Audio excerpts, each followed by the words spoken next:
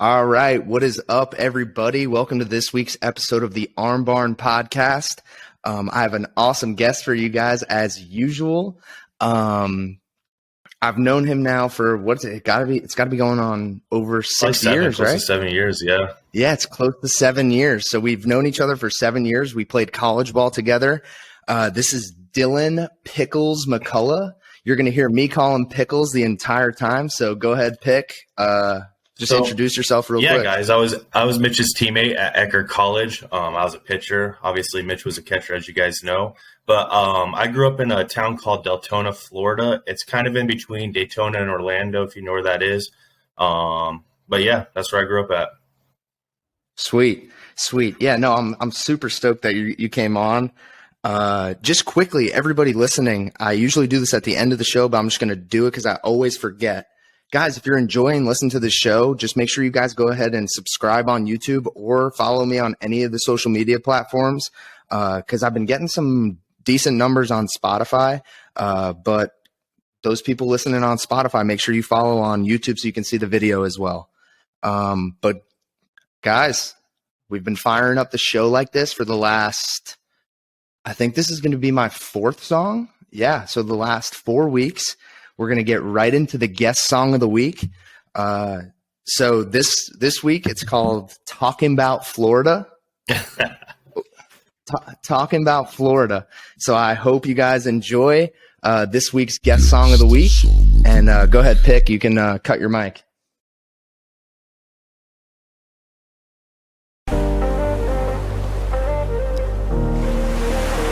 It's the Arm Barn Podcast. Yeah, I'm talking about Florida. It's the Sunshine State. The humidity ain't great, but nobody's mad when they chillin' in the sand in Florida. It's the Sunshine State. Yeah, Disneyland's ain't great, but nobody's mad when they chillin' in the sand and went to school on the West Coast, yeah. Played some ball on the East Coast, yeah. Had to buy all new clothes, yeah. Cause this heat ain't no joke, yeah. Spent our free time in downtown St. Pete. Yardavale and McDitton's, it's the place to be. If you're looking for a party, Miami, that's just not where you're gonna find me. Top down on the Skyway, no doubt. If you've never had a sun pass, don't talk about, yeah. Don't talk about Florida. It's the Sunshine State. Yeah, the humidity ain't great, but nobody's mad when they chillin' in the sand in Florida. It's the Sunshine State. Yeah, Disneyland's ain't great, but nobody's mad when they chillin' in the sand and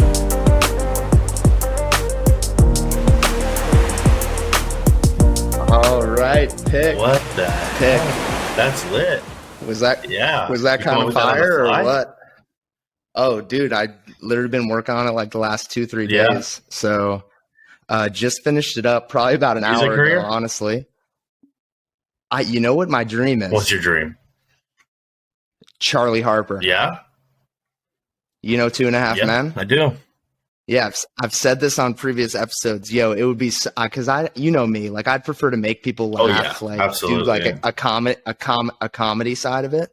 So yeah, dude, I've just been enjoying making these songs because I think they're hilarious. I think they're so fun, and as I keep getting better, like, dude, I just feel like they sound better each week. Let's see what. I'm excited to see what you got in the upcoming weeks, bud. I know. I'm trying to get better at it, but the beats have been fun. For sure. That's what's really saving you right there. Oh, 100%. If I took the auto-tune off. I want to hear without the auto-tune. That's what I should do. Every week I should post it with the auto-tune and without the auto-tune, and people would be dying laughing. Absolutely. You're right. That's actually a good idea.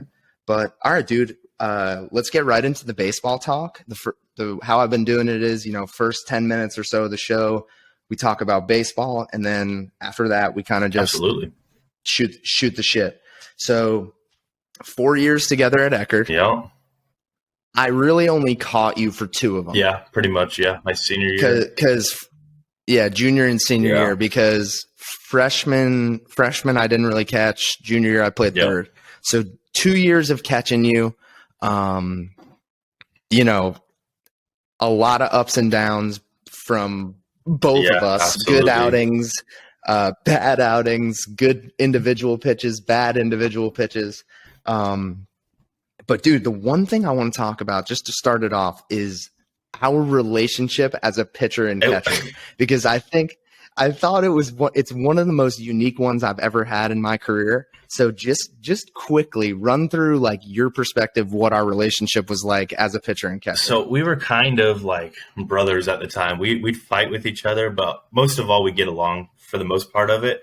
But I don't think, honestly, when I was like pitching, a lot of people are like locked in, and not to say I wasn't locked in, but I was more of like the funny type. I like to laugh. Like I didn't like to have the serious mood really. And I think Mitch eventually caught along to that, and he kind of picked up on it, and that's what I fed off of. And so that's basically what we based our game off of, is how many times we could laugh in a game, because Mitch knows, like, for instance, pitchers and catchers meetings, when he comes out to the mound, he didn't want to talk about baseball with me. We'd basically just talk about anything besides baseball at that point. Dude, that's exactly what I was just about to bring up. That's why I had this question, was because I thought one of the funniest parts about me and you junior and senior year was like, it'd be the 6th inning and you've been shoving for 5, and maybe you get into your first bit of trouble here in the 6th. And instantly I look over at the dugout, coach gives me one of these, the hand to go talk to you. And I just in my head, I'm thinking, yo, he does not want me to come out there and talk to him about baseball right now. It's like, like he knows we both know how we're going to attack this next guy. It doesn't matter. Let's just go. I'd go out there and I'd literally say something like, yo, you trying to like eat at the calf after the game or something? It was or nothing ever serious. Like, and that's kind of what our relationship as a pitcher and catcher fed off of. We just knew how to have a good time. Yes. A couple instances where he just like kind of flicked me off behind the plate, and I would just get a giggle out of it. We'd throw a fastball or something. Yeah. But something like that. Or like you'd give up a bomb, right? Like prime example, I don't have like a specific one that I'm thinking about, but let's say you give up a bomb, and this happened multiple times. Like we'd make eye contact and just be like, yikes. Like, you know what I'm saying? I would never take it too serious or too to heart. I just had more fun with it more than anything. And also there was a sense of accountability between me and you though. Like you knew that I cared just as much as you did about you giving up that bomb. And the team ball. depended on us a lot. Yes, and that's why it was okay, and that's why we never got mad at each other, right? You barely shook me off. We were mostly on the same page. And if we give up a bomb, it's not like you're gonna go, dude, what the fuck? Like, why'd you call that? Because you knew that it was like I felt like so bad. I don't want to say so bad because that's just not right. But it's like a sense of accountability. You knew that I knew that I fucked up. It brings back a memory, and this is like my clearest one of when I gave up a home run. We were in our regional game, and I don't know if you remember. It was the first game of the regional game. I was starting, and I shook you off. I think you wanted a fastball, and I was like, "Let's go to changeup." And my changeup was never consistent. Like I had a good changeup sometimes, I had a bad changeup a lot, but it was never consistent. And so I shook you off for a changeup, and you wanted a fastball, and you hit a home run.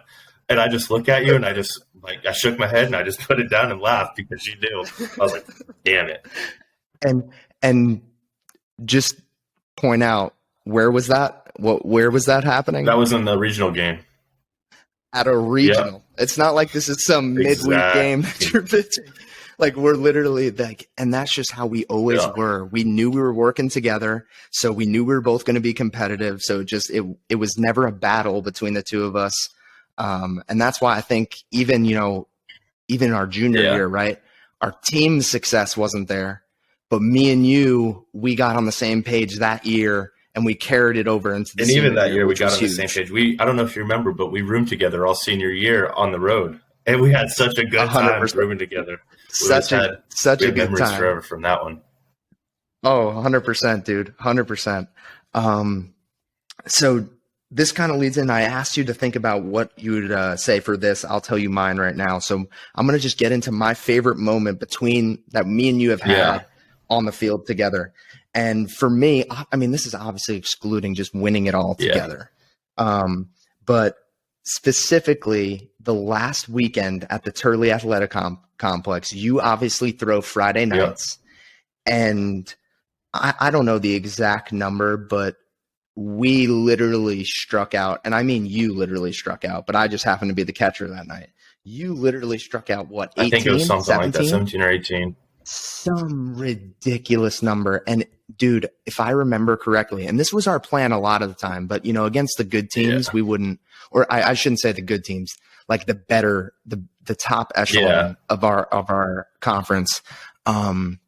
We would try to do this, but it would be more difficult. But I think against St. Leo, when you had 17, 18 strikeouts, did we even throw an off-speed pitch the first time through I don't think order? so. That happens several times, and that kind of brings me back to my favorite moment too. And I'll bring you back to that one after you're done. But yeah, no, I remember that for sure. Yeah, because if I know we've always tried. We always try to establish stick the with the fastball. Yeah, 100%. But in particular, that game, I remember it like it was yesterday because I remember the first kid, we struck him out on 3 pitches. I 100%. Boom, boom, boom. And all 3 fastballs. And I said, for some reason, your fastball was just a little something different that day. And I was like, okay, we're just going to keep throwing that until somebody can even barrel it. And it was a whole time through the order before we even got to that point. And I think I had like 7 strikeouts. Yeah. I remember that one. Yeah, that one was crazy for sure. So what do you got? It was our senior year at Rollins, and this was probably one of my favorite ones with you, just because we had such a good game and my family was there. So we were at Rollins, and that's pretty close to my hometown, Orlando. And I think I had 17 strikeouts again, and I didn't get the win tonight. I got the no decision. I threw 9 innings, 9-inning shutout with 17 Ks, and I remember you came to me after, and you just gave me a hug. You're like, we couldn't have helped you out any better.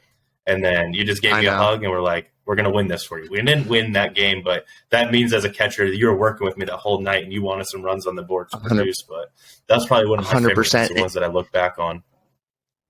And, dude, you pointing that out, I'm not kidding you, just put a pit in my stomach, a bad pit. And I know that was a good thing, but the reason it put a bad pit in my stomach is because I went 1 for 4 in that game. This is the Sean McVay in me right here. I went 1 for 4 in that game with a strikeout and a double play. I remember that. And when I grounded into the double play, it was first and second, 1 out. And it was a tie game, and I grounded into a double play. I will never, ever forget that because you deserved that win that day. And, dude, that was one of the only series we lost. Our bats were hot all year long. The entire year. Yeah. That was one of the craziest ones. It was 100%. So, dude, obviously me and you win the conference championship. You win pitcher of the year senior year. Basically, our core of our team was all first team all conference. It was an awesome way to end it. Me, you, G, Conti, we all get drafted.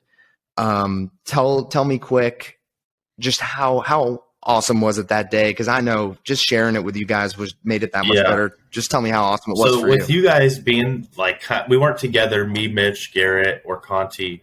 We weren't together at all during that point in time, but we did have a group chat going, and the nerves were definitely on edge. So with them there, it kind of made it a little bit better because I think a bunch of us got those calls that we were going to be drafted, and then it didn't happen. And then we'd kind of be like, what the heck? And we kind of texted in the group chat. But when I did get drafted, that was kind of like the biggest relief off my shoulders. But what's what I've wanted since I was a little boy. And I finally made my dream come true. And so it was probably like one of the best days I've ever had, and sharing that with my family, my wife now, it made it pretty special. Yeah, 100%. The funny thing is, so I've had a bunch of people on the show that have all gotten drafted, all different points in the draft too. This is, I'm repeating what I'm saying right now, but it's important to point out. So you went in what were you, 27th? First pick of the 27th round. Yeah, first pick of the 27th round. Yeah, that's awesome. We just had the first pick all draft long. That's true. I do remember that. But, dude, everybody went different parts of the draft. Conti's 39th round. I had a first rounder on here, Jared Schuster. You know what every single person said? What is it? That everybody used one word, and it was relief. Yeah, absolutely. Everybody, because it is. Nobody realizes because for me, right, like our senior year, I'm sure you felt the same way. Like we weren't even sure we were gonna No, go. not at all. Like that in itself is very stressful. So you're right. It takes some of the excitement away if you're one of those guys that's like, it's either the end of my career or I get to play. And especially because you're waiting around the TV for 3 days. You know what I mean? You watch this and all these kids' dreams are coming true. You're just waiting because you know you had the senior year of a career and you're like, when's mine coming? You know what I mean?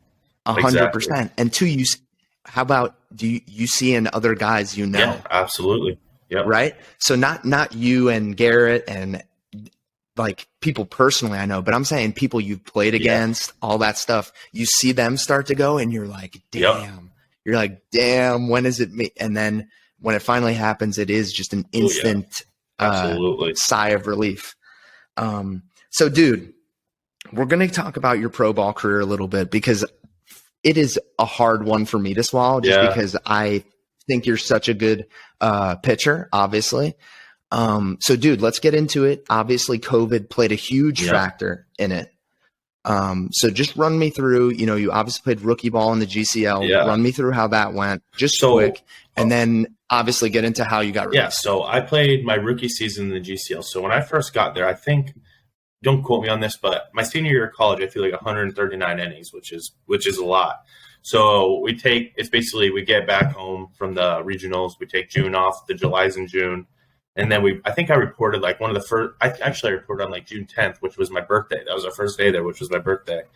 And so we get there and we have like our team meetings and stuff. It was all great. Probably one of the happiest days of my life. Get all of our signing pictures done.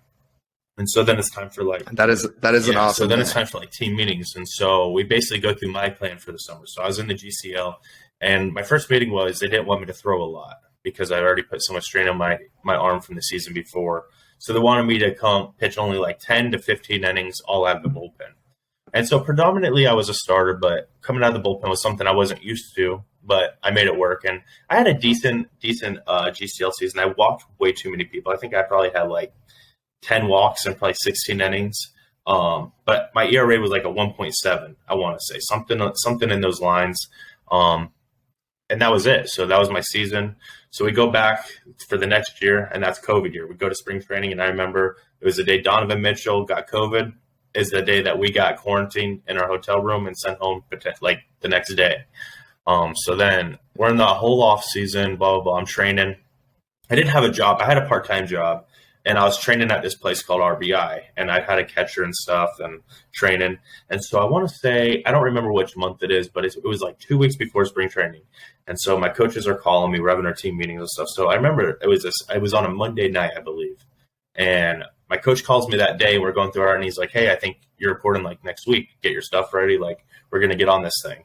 So I'm like, all right, let's go. Yeah. So I start preparing myself. I tell my wife and everything like, hey, I'm reporting next week. Here it goes. And that night I get a call from the GM telling me I'm released. And so at that point I'm like, well, I just wasted this whole offseason basically preparing for nothing. And I waited. Nothing really came in. I had chances to go play independent baseball, but I basically already had a job lined up. And so if another potential pro opportunity came up, I was definitely going to jump on it and take it, but nothing arose. So I kind of just let it go. And that's how I got released. And it was kind of like, I never got the full shot at it, but I was happy with where my career ended in the essence that I got drafted.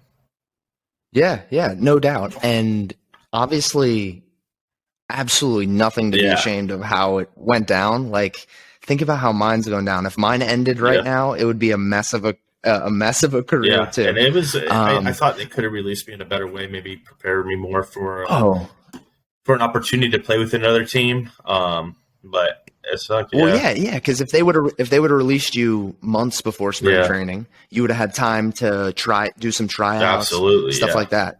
Yeah, no, I totally agree with that. And the thing where I come in the story, which is not a big part of the story at all, but I remember I texted you texting us because I hadn't had my report date yet, and neither had Conti or Garrett. So you texted us and you go, "Hey, I got my report date," and then all of a sudden, you texted in that same group chat, you got released. It was the same and day. You remember we thought because anybody who knows Pickles. You are a jokester, you're the team clown, like all that stuff. So we all instantly thought you were joking because you had just told us about your report date. And I was shocked. And yeah, just show it's like some of the negative sides of all this stuff that goes down. Cause it's just nobody deserves it. Yeah, it that sucks way. because like, I didn't even play the season prior to it. It getting released on basically an empty season. It kind of sucked. That's exactly. That's what I'm saying. like if you would have thrown 150 innings, been a starter, and then had a 7 ERA, and then they did this. Yeah. Then they did this. Okay, I get it. But yeah, just the way it went about, because you didn't. It's the way I feel right now, because we haven't sucked. Yeah, absolutely. You know what I'm saying? Because we have, like, if I suck and they release me, okay. But because we haven't sucked yet, and I'm not saying I've done anything good yet. And we know the difference between our potential and where we stand and where we should play. You know what I mean? Exactly. And that's how that's how I'm feeling right now. It's just, I'm like, I can't hang it up because I believe in my talent, and I haven't sucked yet. Like I said, I haven't been great yet either, but I haven't sucked. And I've seen a lot of guys who have struggled, and I want to give myself an opportunity to struggle to see what I got, essentially. And I feel like, again, you're one of those guys that didn't get that shot. And it's different coming from, I feel like the pathways from a first rounder to a 20th rounder, the paths to the MLB are completely different. And a lot of people don't understand that as well. Yes. Not that you don't have to work hard in both of them. You still have to work hard in both ways, but absolutely. But the opportunity is boom right in front of them. Some of the later rounder guys, they can get a great opportunity, but other guys, they do fly under the radar sometimes, and it's just about waiting for your shot. And when you get that shot, running with it. Only takes one time to be seen.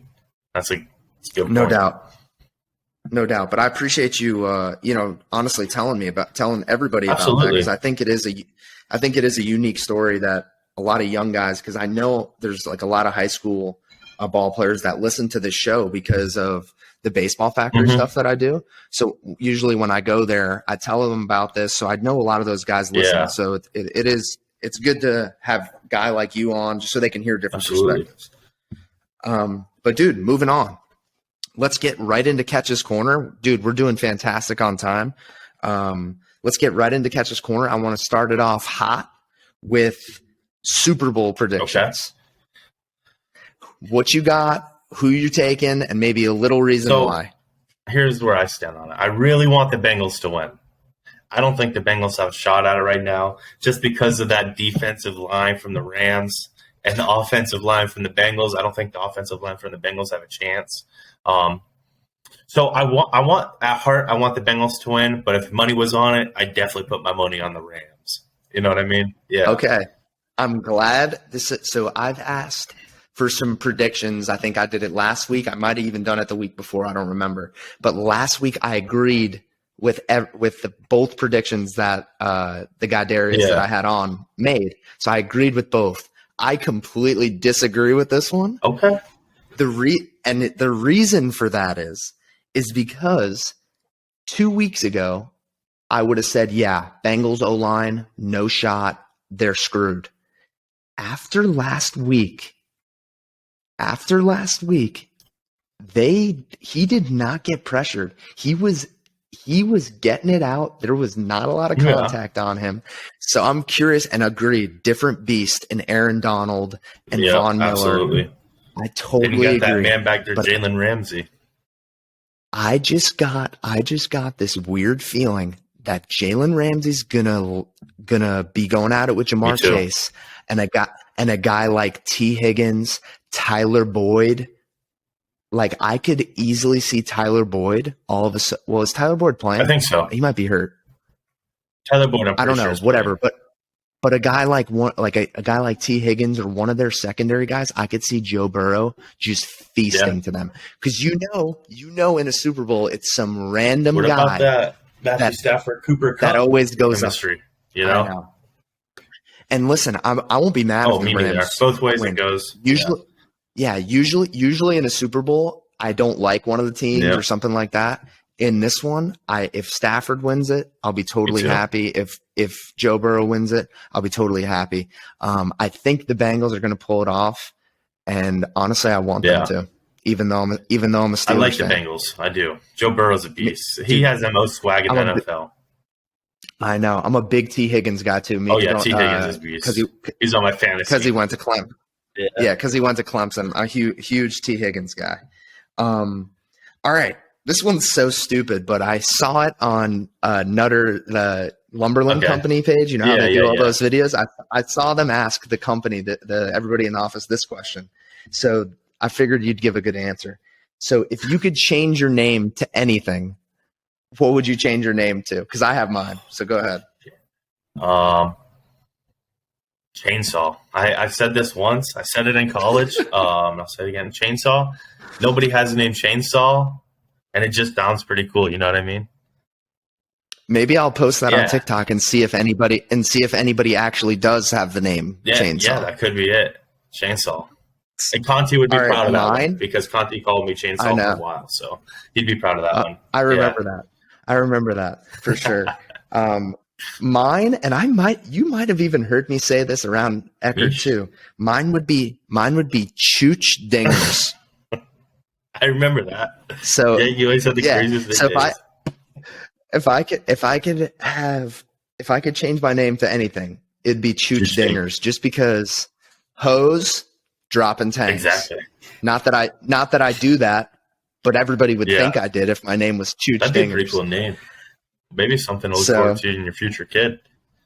Nicole would like that one. I don't think Nicole's signing up for Chooch Dingers as our kid.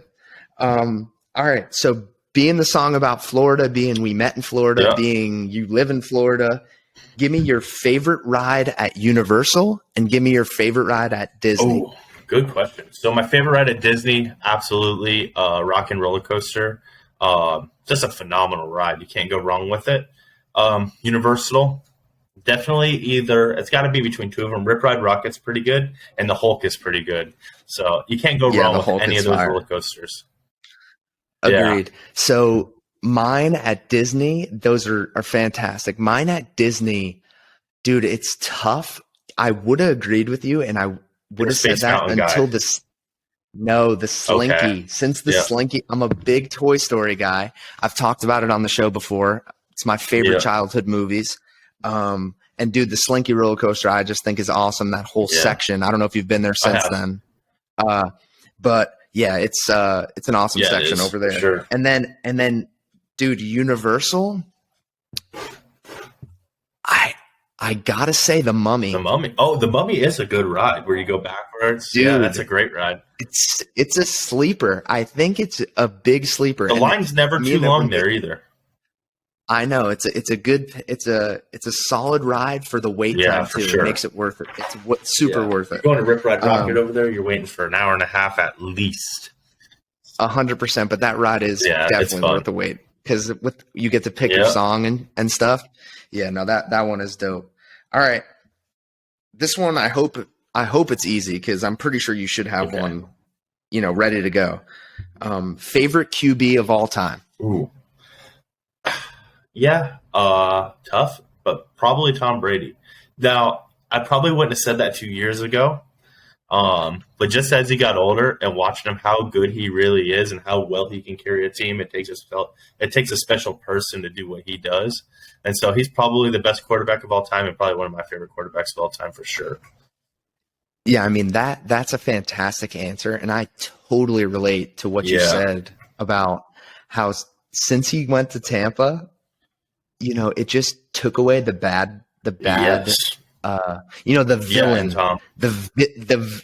It took away like the villain, just persona that he carried with him and Bill Belichick in New England, and then when he got to Tampa, it seemed like he just opened up, like didn't care, just said whatever he wanted, just did whatever he wanted and had fun. And it was cool to see that side of Tom Brady. I couldn't agree more. He could have played for another 5 years at the rate he was going. Holy smokes.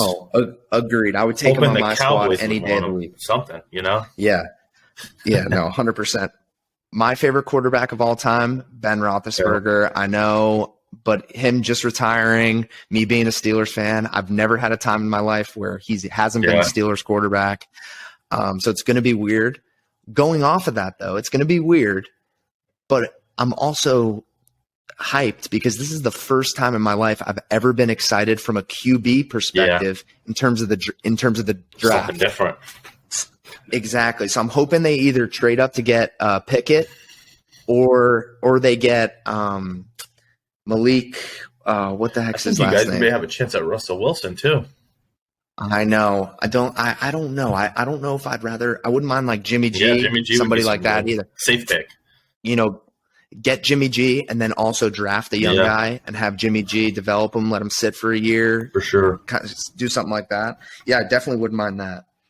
All right, this one I'm excited about because I love this question. If you think you could make it to the Olympics in one event, what Olympic event would that be? Man, it ain't nothing with speed. I'll tell you that much. Holy smokes! You know, it would have. What do you think you got, dude? I honestly think there was a best shot. I'm not saying you would. But like the archery thing, that's what I was doing. The archery thing would be a pretty fun thing to do, and I think that's not the only thing I'd have hope at. Even though I don't have the best shot, if I train long enough, maybe I could do something like that. That's about the only thing. Or shot put. Okay, yeah, I thought you were, when you said the archery thing, I thought you were going to be like, yeah, I've been bow hunting. Yeah, I bow hunt, but the bows that we use for hunting are completely different than the bows that they use for that. Not the same. No, they're not the same at all. But okay, that's a fair skill that if you trained hard enough, you could probably get pretty good at. Yeah, for sure. All right, mine is badminton or European handball. Oh, handball was a good one. That takes a lot of thinking. That's what I'm saying. Okay, so badminton would be tough. Absolutely. That's not what I'm saying. But if I got a stud partner, really trained, okay, could definitely make it. Handball, you could compete right away. That's what I'm saying, dude. We have good arms. We're athletic. Yeah. Baseball players and handball, probably a lot of similarities in terms of who would be good at each sport. So yeah, dude, that's what I got for Catch's Corner. And that's what I got for the show too. I hope everybody enjoyed this week's episode. Pick, you got anything you want to say before we call it a night? Subscribe. This was a lot of fun, and thank you for having me on here. No doubt, buddy. It won't be the last time. I'm hoping, once I get to spring training, we start rolling some episodes out in person with some guys. Yeah, that'd be really cool. Really starts growing. Because I think people will be interested. Maybe trying to get a coach on there too, see it from their perspective. That'd be really cool. Oh, 100%. I've thought about some coaches that would absolutely come on and shoot the shit with me during the season.